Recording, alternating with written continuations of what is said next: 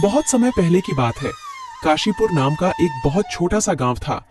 वहां के लोग बहुत ही हंसी खुशी एक दूसरे के साथ मिलजुल कर रहते थे। इस गांव में हरिया नाम का एक व्यक्ति रहता था। उसके परिवार में उसकी पत्नी और 2 बच्चे थे। हरिया के पास 2 गायें थीं, जिनका दूध बेचकर वह अपने जीवन निर्वाह करता था। इस गांव की सबसे बड़ी समस्या थी पानी की, क्योंकि पूरे गांव में केवल एक ही तालाब था। लोग इसी तालाब से पानी भरकर अपने दैनिक जीवनचर्या के काम किया करते थे। गांव में और कोई पानी का साधन न होने की वजह से गांव के लोगों को इसी तालाब के पानी पर निर्भर रहना पड़ता था। हालांकि गांव के लोग अपनी इस जिंदगी से खुश थे। कुछ समय यूं ही हंसी खुशी बीत जाता है, लेकिन एक दिन जब गांव के कुछ लोग तालाब पर पानी भरने जाते हैं तो देखते हैं कि तालाब में बड़े बड़े मगरमच्छों ने कब्जा कर लिया है। अब लोग तालाब से पानी भरना छोड़ देते हैं, क्योंकि मगरमच्छ उन्हें मार सकते थे। थोड़े दिन बाद कुछ लोगों ने हिम्मत करके उस तालाब से पानी लाने की कोशिश की, मगर तालाब के मगरमच्छ उन्हें भी मारकर खा गए। इस घटना से पूरे गांव में भय और हड़कंप मच गया। अरे देखो भाई लोग, तालाब के इन बड़े बड़े मगरमच्छों ने हमारे गांव के 2 लोगों को मार दिया। अगर ऐसा ही चलता रहा तो धीरे धीरे ये पूरा गांव खत्म हो जाए। हाँ भाई रामू, अगर हम इन मगरमच्छ के निवाले नहीं भी बने तो भी बूंद बूंद पानी को तरस तरस कर मर जाएंगे। हाँ भाई लोग, ये तो बहुत बड़ी समस्या हो गई है। अगर हम तालाब के पास भी जाएंगे तो ये मगरमच्छ हमें मार डालेंगे। लेकिन बिना पानी के हमारा गुजारा कैसे होगा? हमें कुछ करना पड़ेगा। तुम सही कह रहे हो चंदन, हमें तुरंत पंचायत बुलानी चाहिए और सरपंच जी को बताना चाहिए। हाँ चलो सरपंच जी के पास चलते हैं, अब वही कुछ कर सकते हैं। गांव के लोग मिलकर पंचायत में सरपंच जी के पास जाते हैं और अपनी समस्या बताते हैं। हाँ सरपंच जी, मगरमच्छ बहुत खतरनाक होते हैं। अगर हम तालाब के पास गए तो हमारी जान को खतरा हो सकता है। हाँ सरपंच जी, हरिया सही कह रहा है। हमने देखा कि कुछ लोग पानी भरने गए थे और मगरमच्छों ने उन पर हमला कर दिया। हाँ भाइयों, यह समस्या सच में गंभीर है, लेकिन हमें इसका कोई समाधान निकालना होगा। एक व्यक्ति है जो हमें इस समस्या से निकलने के लिए कोई बेहतर सुझाव दे सकता है। वह है मुखिया हरिलाल। हमें इस बारे में हरिलाल से बात करनी चाहिए। वह गांव के सबसे अक्लमंद इंसान है। वह इस समस्या का कोई ना कोई हल निकाल ही लेंगे। राजू और बिरजू, तुम दोनों मुखिया के घर जाओ और उनसे कहो कि सरपंच जी ने उन्हें तुरंत याद किया है। दोनों सेवक मुखिया के घर जाते हैं और मुखिया को ले आते हैं। सरपंच जी, कहिए आपने हमें कैसे याद किया? हरिलाल, हमारे गांव के तालाब पर मगरमच्छों ने कब्जा कर लिया है और लोगों को पानी के लिए बहुत समस्या हो रही है। अब तुम उनकी समस्या का कोई समाधान निकालो। मुझे तो कुछ समझ ही नहीं आ रहा, आखिर उन मगरमच्छों से कैसे छुटकारा पाया जाए। मुखिया गहरी सोच में पड़ जाता है और फिर उसको एक उपाय सोचता है और वह सरपंच जी से कहता है। सरपंच जी, मगरमच्छों से लड़ना आसान नहीं है। हमें एक दूसरा तालाब बनाना होगा। ये काम आसान नहीं होगा, लेकिन अगर हम सब मिलकर मेहनत करेंगे तो नया तालाब जल्दी ही बन जाएगा। मुखिया जी, आप बिल्कुल सही कह रहे हैं। हम सब मिलकर मेहनत करेंगे और नया तालाब बनाएंगे।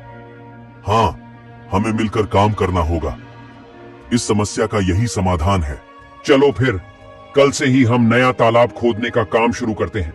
सभी गांव वाले मिलकर काम करेंगे और पानी की समस्या से जल्द ही निजात पाएंगे। गांव वाले मुखिया जी के सुझाव से सहमत होते हैं और अगले दिन से ही तालाब खोदने का काम शुरू कर देते हैं। कुछ ही दिनों की मेहनत और मशक्कत के बाद आखिरकार गांव के लोगों ने मिलकर एक बहुत ही गहरा तालाब खोद लिया। बस फिर क्या था, वर्षा ऋतु का मौसम भी आ गया और गांव में जोरदार बारिश शुरू हो गई। बारिश से वह तालाब लबालब पानी से भर गया, जिसे देख गांव के लोग बहुत खुश हुए।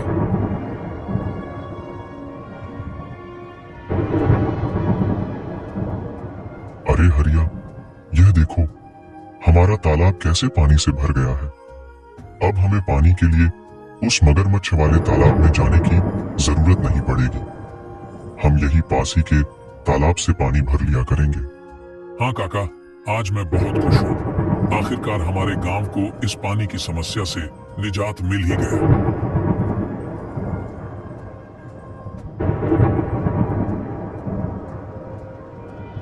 ऐसे ही कुछ दिन हंसी खुशी बीत जाते हैं। गांव के लोग तालाब के होने से बहुत खुश थे, लेकिन एक दिन गांव के लोगों की खुशी को जैसे किसी की नजर ही लग गई।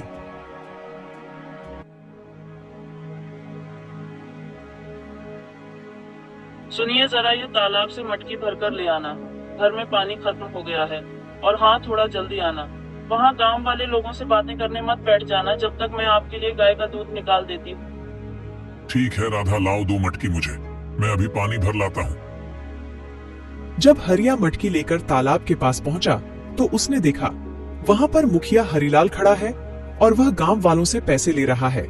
हरिया ने एक व्यक्ति को रोककर पूछा, भैया क्या बात है, ये मुखिया जी किस चीज के पैसे ले रहे हैं? अरे भाई हरिया, क्या बताऊं अब तुम्हें। अब ये मुखिया जी हमसे इस पानी के पैसे ले रहे हैं।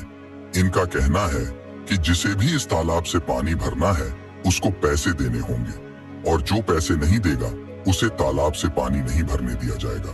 भगवान जाने अब इस गांव में क्या कहर आने वाला है। हरिया पानी भरने के लिए तालाब के पास खड़ा हो जाता है। जैसे ही वह तालाब से पानी भरने जाता है, मुखिया उसे रोकते हुए कहता है, हरिया, तुम क्या कर रहे हो? तुम्हें पता नहीं है कि यहाँ से पानी भरने के लिए पैसे देने होंगे? लेकिन यह तो गांव का तालाब है, यहाँ पानी भरने के लिए पैसे क्यों देने पड़ेंगे? यह नियम अब बदल गया है। यहाँ से पानी भरने के लिए हर किसी को पैसे देने होंगे। ये तो सरासर अन्याय है। ये तालाब सबके लिए है, हमने मिलकर इसे खुदा है। तुम पैसे कैसे मांग सकते हो? मुझे कानून मत सिखाओ, यह मेरा आदेश है, और जो इसे नहीं मानेगा उसे तालाब से पानी नहीं मिलेगा। ये बिल्कुल गलत है। मैं इस बात को जमींदार साहब के पास ले जाऊंगा। तुम्हें इसका जवाब देना होगा। जाओ जाओ, जमींदार साहब के पास जाओ। लेकिन तुमने इस बारे में जमींदार के सामने अपना मुंह भी खोला तो तुम्हें और तुम्हारे परिवार को इसके गंभीर परिणाम भुगतने पड़ सकते हैं। मेरी शिकायत करने से पहले एक बार अपने परिवार के बारे में भी सोच लेना। हरिलाल से पंगा लेना तुम्हारे परिवार पर भारी पड़ सकता है। ठीक है, मैं पैसे दे दूंगा, लेकिन याद रखना यह अन्याय ज्यादा दिनों तक नहीं चलेगा। हरिया मजबूरी में पैसे देकर पानी भरता है और वहां से चला जाता है। राधा, जो हम सब गांव वालों ने मिलकर तालाब खोदा था, मुखिया जी ने अब उस पानी भरने पर रोक लगा दी है। मुखिया ने कहा है कि अगर पानी चाहिए तो तुम्हें इस पानी की कीमत चुकानी होगी। ये मुखिया अपने आप को समझता क्या है? देख लेना, एक दिन इसके पापों का अंत जरूर होगा। हम गरीबों की इसे एक दिन हाय जरूर लगेगी। इतनी गर्मी में गरीबों से पानी के पैसे लेता है। देख लेना, एक दिन ये मुखिया बूंद बूंद पानी को तरसेगा। नहीं राधा, ऐसा मत कहो। कोई हमारे साथ बुरा करता है, इसका मतलब ये तो नहीं कि हम भी उसके साथ बुरा ही करें।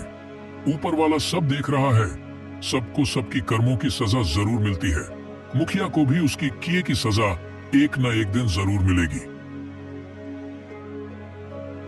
एक दिन गांव में एक नया व्यक्ति आता है और तालाब के पास पानी पीने की कोशिश करता है। ये तालाब तो काफी बड़ा है, यहाँ से पानी पी लेता हूँ, प्यास बहुत लगी है। तुम कौन हो? नमस्ते, मैं एक यात्री हूँ और बहुत प्यासा हूँ। बस थोड़ा पानी पीने के लिए रुका हूँ। यहाँ पानी पीने के लिए रुक गए? यहाँ पानी पीने के लिए पैसे देने होंगे। पैसे? लेकिन पानी पर तो सभी का हक है। ये तो सरकारी तालाब, पानी के लिए पैसे क्यों देने पड़ेंगे? ये सरकारी तालाब नहीं, ये हमारा तालाब है। यहाँ पानी पीना है तो पैसे देने होंगे, नहीं तो चलते बनो। मुझे कानून मत सिखाओ, ये मेरा इलाका है और यहाँ मेरे नियम चलते हैं। अगर तुम्हें पानी पीना है तो पैसे दो, वरना चलते बनो। वह व्यक्ति बिना पानी पिए वहां से चला जाता है और सीधे जमींदार साहब के घर पहुंचता है। जमींदार साहब के घर के बाहर मुखिया के 2 आदमी खड़े थे। वह व्यक्ति से पूछते हैं, कौन हो तुम? तुम तो इस गांव के नहीं लगते। तुम यहाँ किस काम से आए हो? मैं जमींदार साहब से मिलने आया हूँ, उन्होंने ही मुझे बुलाया है। मेरा नाम मोहन है, मैं इस गांव का नया कलेक्टर हूँ। यह सुनकर वह दोनों आदमी उस व्यक्ति को अंदर जाने देते हैं। नमस्ते जमींदार जी, मैं इस जिले का नया कलेक्टर हूँ। मेरा नाम मोहन है। नमस्ते कलेक्टर साहब, आइए बैठिए। मुझे बताइए आप यहाँ कैसे आए? जमींदार साहब, मैं यहाँ एक गंभीर समस्या के बारे में बात करने आया हूँ। मैं गांव के तालाब पर गया था और प्यास लगने पर पानी पीने की कोशिश की, लेकिन मुझे पानी पीने से मना कर दिया गया और पानी पीने के लिए पैसे मांगे गए। क्या ऐसा किसने किया? वहाँ मौजूद एक व्यक्ति ने मुझे साफ मना कर दिया और कहा कि बिना पैसे दिए पानी नहीं मिल सकता। तालाब का पानी तो सबके लिए मुफ्त है, यह बहुत गलत है। मुझे माफ कीजिए कलेक्टर साहब, मैं तुरंत इस मामले की जांच करूंगा। जमींदार साहब गुस्से में बाहर खड़े मुखिया के दोनों आदमी को अंदर बुलाते हैं। हमारे गांव में यह क्या चल रहा है? तुमने मुझे इसकी खबर क्यों नहीं दी? मैंने तुम दोनों को किस लिए काम के लिए रखा है? अब तुम सीधे सीधे यह बताओ कि यह जो कलेक्टर कह रहे हैं वह क्या सच है? कलेक्टर साहब का कहना है कि हमारे गांव के तालाब पर गांव के लोगों से पानी के पैसे लिए जा रहे हैं। सच सच बताओ मुझे। जमींदार की फटकार से वह दोनों आदमी सब उगल देते हैं। जी जमींदार साहब, वह मुखिया हरिलाल हैं जो गांव वालों से पानी भरने के पैसे ले रहे हैं। हमने उन्हें बहुत समझाने की कोशिश करी, लेकिन वह नहीं माने। उस मुखिया हरिलाल की इतनी हिम्मत, उसने मेरे पीठ पीछे गांव वालों के साथ ऐसा व्यवहार किया। जाओ, मुखिया को अभी बुलाकर लाओ, और हाँ, साथ में सारे गांव वालों को भी एकत्रित करके यहाँ लाओ। थोड़ी देर में मुखिया के साथ ही सारे गांव वाले भी जमींदार साहब के घर पहुंच जाते हैं। गांव वालों, आज मैंने आपको एक जरूरी मुद्दे पर चर्चा करने के लिए बुलाया है। हमें पता चला है कि तालाब के पानी के लिए आपसे पैसे वसूले जा रहे हैं। क्या यह सच है? सरपंच जी, यह सच है। हमें हर बार पानी भरने के लिए पैसे देने पड़ते हैं। हमारे साथ बहुत गलत हो रहा है सरपंच जी। हम पहले से ही मुश्किल में हैं और यह नया नियम हमारे लिए बहुत भारी पड़ रहा है। मुखिया, तुम्हें क्या कहना है? क्या यह सच है कि तुमने पानी के लिए पैसे वसूले हैं? तभी मुखिया का ध्यान उस व्यक्ति के पास जाता है जिसे मुखिया ने पानी पीने से मना कर दिया था। अरे ये व्यक्ति यहाँ क्या कर रहा है? अच्छा, तो इसीलिए लगाई है। मेरी शिकायत देख लूंगा इसको तो मैं। बोलो हरिलाल, ये सब क्या चल रहा है? सच का तो मुझे पता चल ही गया है, लेकिन एक बार यह मैं तुम्हारे मुंह से सुनना चाहता हूं। जमींदार साहब, मैंने ये सोचा था कि इससे गांव के विकास के लिए पैसे जमा होंगे, लेकिन अगर ये गलत है तो मुझे माफ कर दीजिए। माफी का समय अब नहीं है। तुमने गांव वालों और हमारे कलेक्टर साहब के साथ गलत किया है। मुखिया, मैं तुम्हें इस पद से तुरंत हटा रहा हूं। तुमने अपने पद का दुरुपयोग किया है। अब गांव वालों को तुमसे कोई परेशानी नहीं होगी। मुझे माफ कर दीजिए जमींदार साहब। माफी मांगने से कुछ नहीं होगा। अब से तुम इस पद पर नहीं रहोगे और गांव के किसी भी फैसले में तुम्हारा कोई अधिकार नहीं होगा। जमींदार साहब, हमें तो लगता था कि यह तालाब सभी के लिए है, लेकिन मुखिया जी ने इसे अपनी संपत्ति ही बना लिया है। गांव वालों, मुझे खेद है कि आपको ऐसी कठिनाइयों का सामना करना पड़ा। मैं आपको आश्वासन देता हूं कि आगे से ऐसा कोई अन्याय नहीं होगा। तालाब का पानी अब सभी के लिए मुफ्त होगा। धन्यवाद जमींदार साहब, आपने हमें न्याय दिलाया। गांव वाले यह जानकर खुशी खुशी अपने काम में वापस लौट जाते हैं कि अब उन्हें तालाब के पानी के लिए कोई भुगतान नहीं करना पड़ेगा और उनके साथ कोई अन्याय नहीं होगा।